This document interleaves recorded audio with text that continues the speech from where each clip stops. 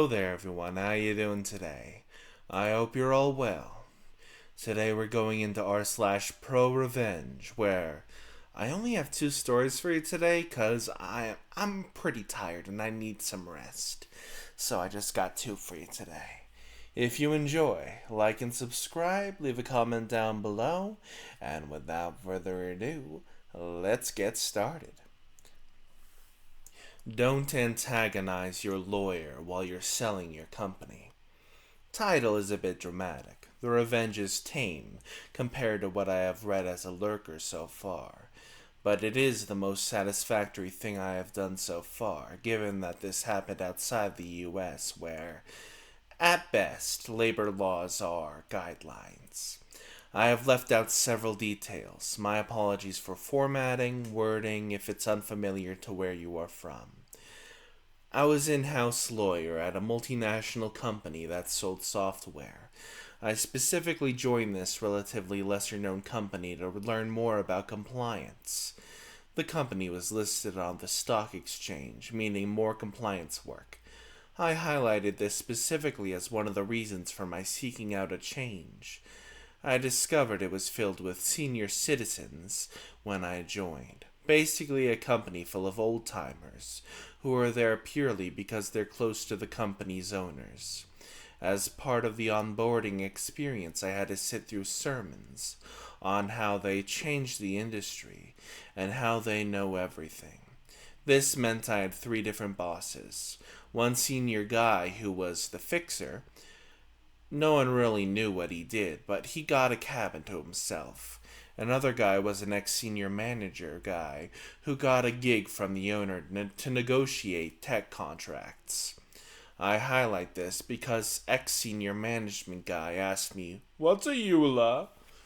Another was my reporting manager, with whom I was expected to work on a day-to-day basis. 1 month after joining, I was told that the company was going private through a sale to another entity. I was shocked, but I had loans to pay, so I continued. For some reason, I was senior enough for them to handle this independently. This meant I worked through nights to complete tasks that a law firm would ordinarily do. I also worked on the definitive agreement that was in use for the company to be sold. This will become important later. By the third month, I decided that the role wasn't what was advertised, and that I was essentially cheap labor for M&A. Buyers were from another city and planned to have their office there. I was not keen on moving. I read between the lines and started lining up interviews. Things went south quickly. Old-timers were unhappy that I was looking for a job, because that would mean they are answerable to owners or worse, have to do the work themselves. Cue the harassment, which really solidified my resolve to leave. All my complaints about Senior Guy 1 and 2 to Senior Guy 3 were met with typical management talk. He sympathized and badmouthed them for burdening the company that he tolerates, only because they're closer to the owner. Senior Guy 2 started countering all of my remarks and comments on drafting on email. Even minor agreement points required discussion. If it was his mistake, then we had a call. If not, then he made sure to document it. If I raised a point, I was being rigid. However, if Senior Guy 2 raised a point, it suddenly made commercial sense. This wasn't my first rodeo. I really didn't care about proving a point because I wanted out as soon as possible. Any pushback fights are going on deaf ears because from where I am, labor laws are at best recommendations unless you're unionized. The only option is to leave. I was angry and tired of being pushed over, but I wondered if it was just me angry at the whole situation and finding faults.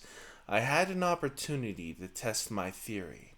So in one of the contracts that we were drafting, I made some comments and sent them to Senior Guy 2. As expected, he countered with verbal suggestions on the phone, which didn't make sense, obviously. However, because he is senior, I had to do the song and dance to explain the points, so I arranged for the call, explained to him, and documented this on email, attributing each verbal recommendation, time of the call, and the decision suggested by him. Then I sent this back to him for approval. However, this time I CC'd my boss, Senior Guy 3, and asked for his approval on recommendations. Surprisingly, this practice was entirely new to them. Both of them were angry at me. Senior Guy 2 and 3 were not happy.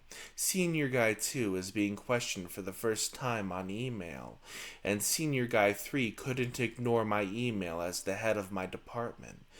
Unsurprisingly, I got a single line, non-answer from Senior Guy 3, basically asking me to discuss this with Senior Guy 2, followed by a verbally heated instruction to just do what Senior Guy 2 wants and to not bother him.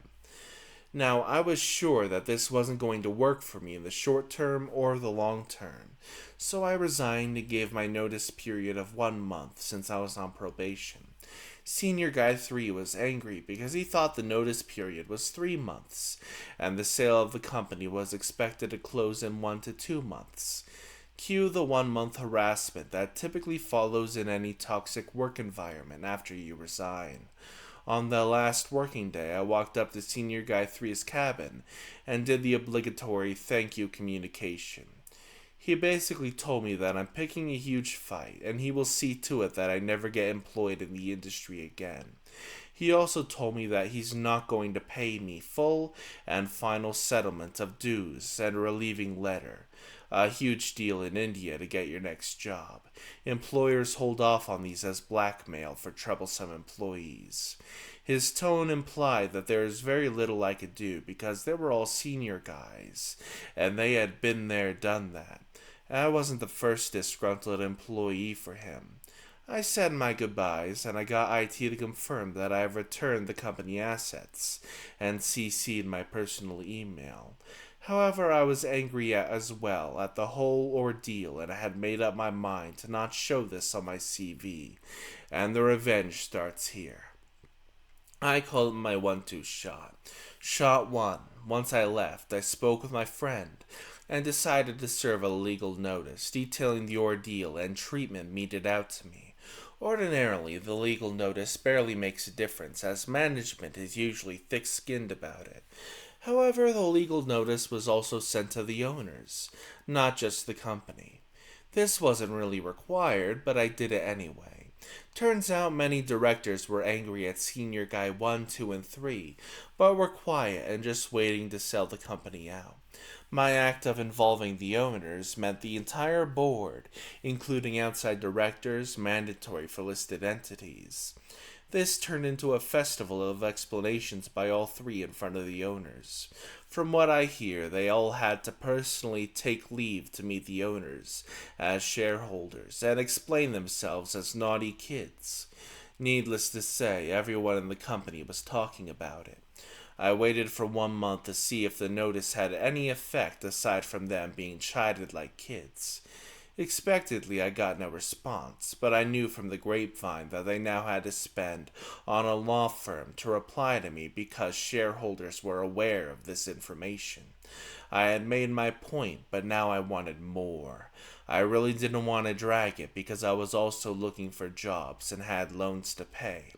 However, their template management response, this time with HR copied, basically implied that since I had left without notice, that they were evaluating all options, including considering me AWOL.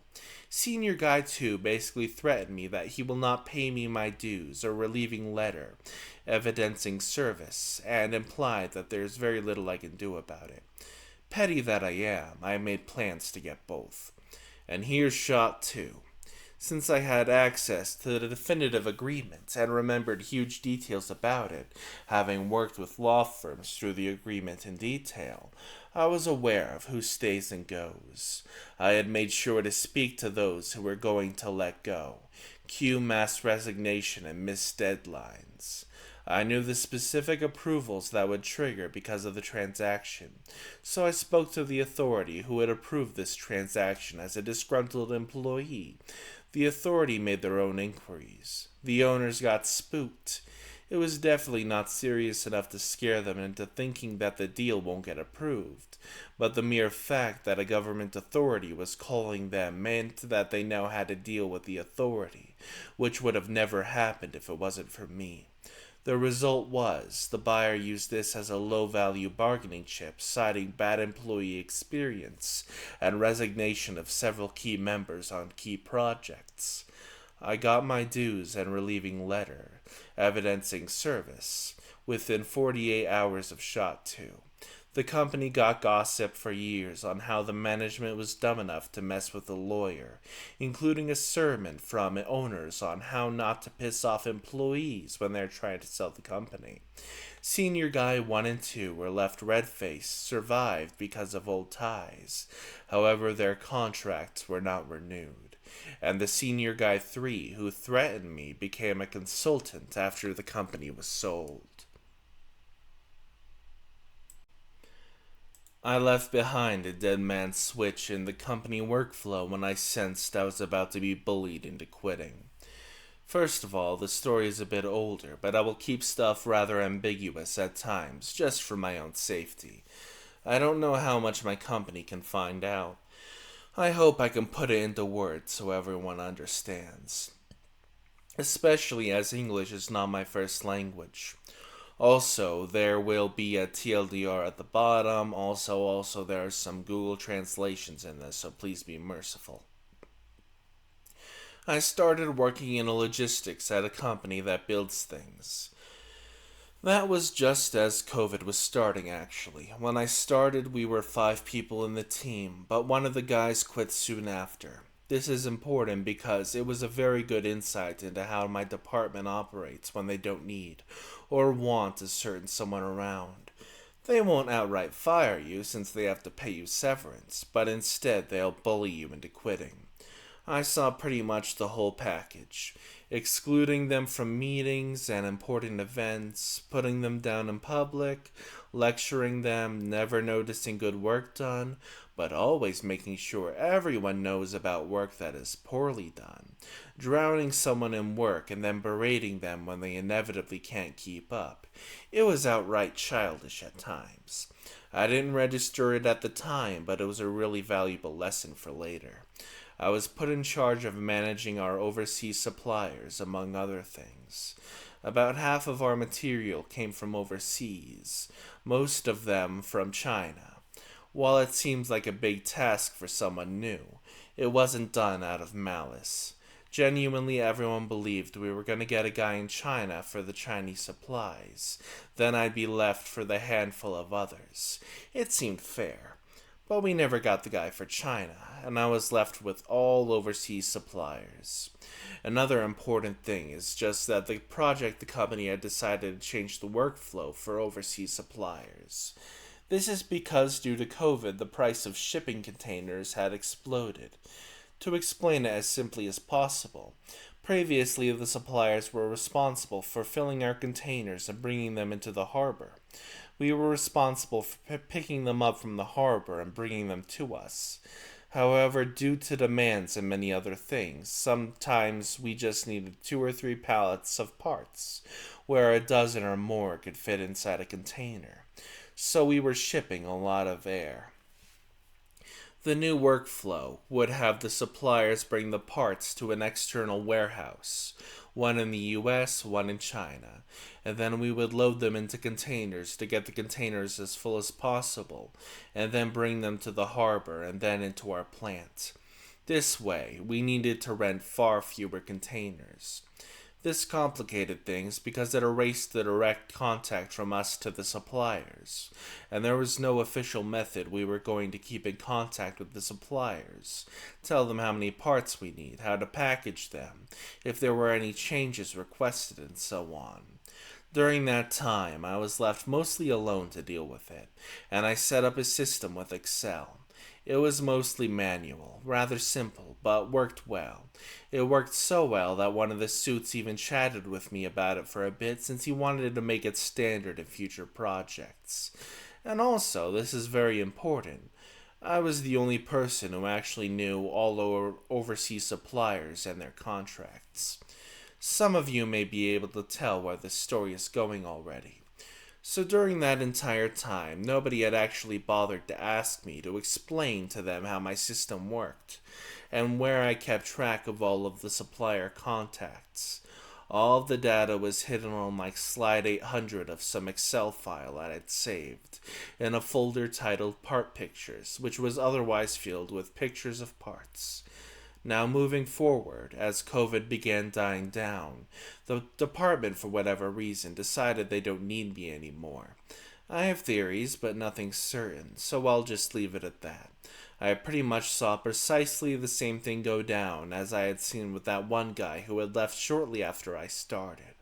All of the bullying. I thought to myself at first that if I pull through and keep doing a good job, and I believe I did a good job, they would eventually cool down, but they didn't. After 2 months, I said screw it and decided to just sit off and endure until the Christmas bonus we get every year, and then hand in my notice. Also, I just delayed teaching anyone how my system worked until I was gone. And this is pretty much how it happened.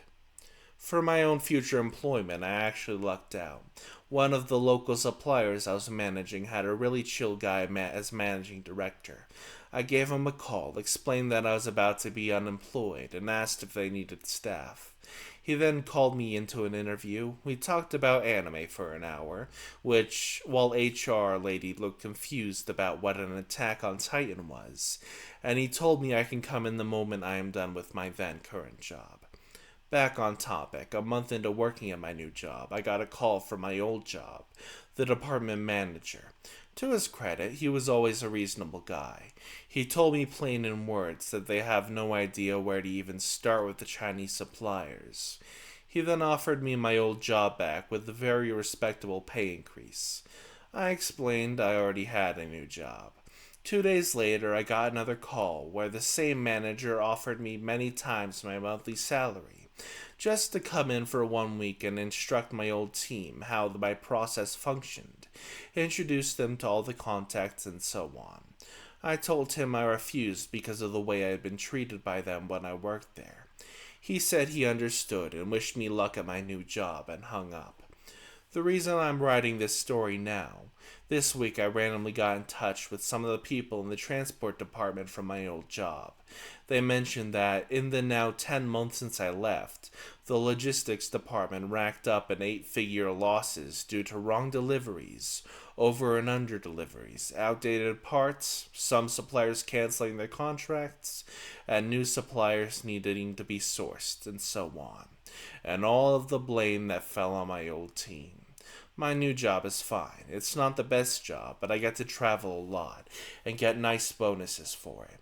My boss isn't around much since he married. I do sometimes regret having not taken that offer for a week as an instructor. So yeah, I hope you all enjoyed the read. And that's the end of today's video. I hope you all enjoyed. Remember to like, subscribe, leave a comment down below, and hit that notification bell. And I will see you all next time. Hasta la pasta.